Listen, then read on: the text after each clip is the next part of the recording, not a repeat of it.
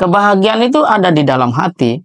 Kalau hati tidak kita urus dan kita lebih memikirkan tentang mencapai apa yang kita sukai, apa yang kita senangi, itu tidak akan pernah bertemu dengan bahagia.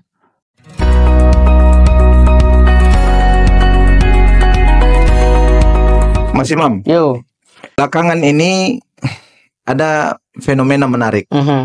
Sejumlah anak-anak muda di Hong Kong itu lebih memilih tinggal di panti asuhan, panti jompo, ketimbang mereka hidup di tengah gemerlapnya dunia barat gitu ya, modernisasi.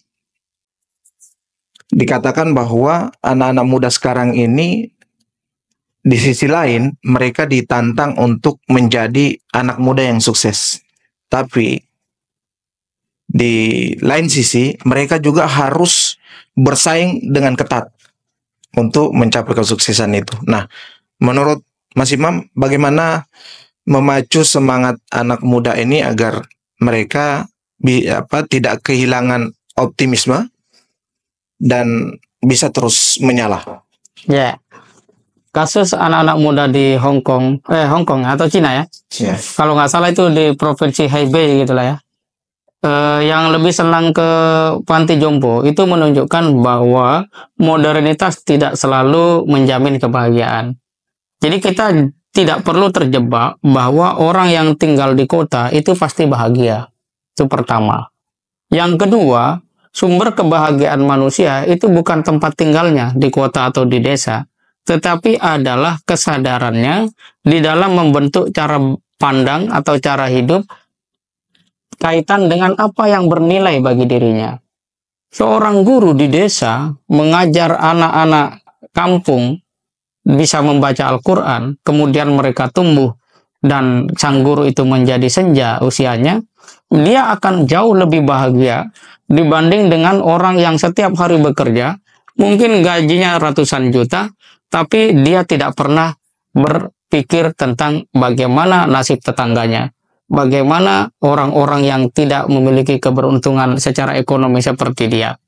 Orang-orang yang seperti itu biasanya menjelang pensiun akan berpikir, oh ternyata saya hidup hanya memikirkan dirinya sendiri, memikirkan diri sendiri. Hidup seperti apa saya ini? Nah, itulah kemudian yang menjadi sebuah gejala di mana stres kemudian tidak bisa teratasi karena masyarakat yang materialisme adalah masyarakat yang tidak punya sandaran.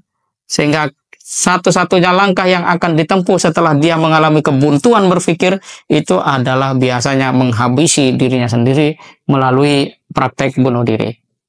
Nah, lalu bagaimana dengan kita, anak-anak muda di Indonesia, untuk bisa mencapai kebahagiaan? Kebahagiaan itu ada di dalam hati. Kalau hati tidak kita urus dan kita lebih memikirkan tentang mencapai apa yang kita sukai, apa yang kita senangi, itu tidak akan pernah bertemu dengan bahagia. Kenapa? Karena bahagia ada di dalam hati. Sedangkan hati itu butuh terhadap nilai-nilai spiritualitas. Dan hati ini butuh pada pikiran, ucapan, dan tindakan yang membahagiakan orang lain. Jadi sukses adalah tentang bagaimana kita mencapai sesuatu yang kita harapkan, kita impikan, lalu dengan itu kita menjadi orang yang bisa memberi manfaat bagi sebanyak-banyak orang. Kalau itu terjadi, bahagia itu sudah ada bersemayam sejak dia dalam masa perjuangan mencapai mimpinya, lebih-lebih ketika tercapai dan dia komitmen atau istiqomah, maka dialah orang yang paling bahagia di muka bumi ini. Kira-kira begitu.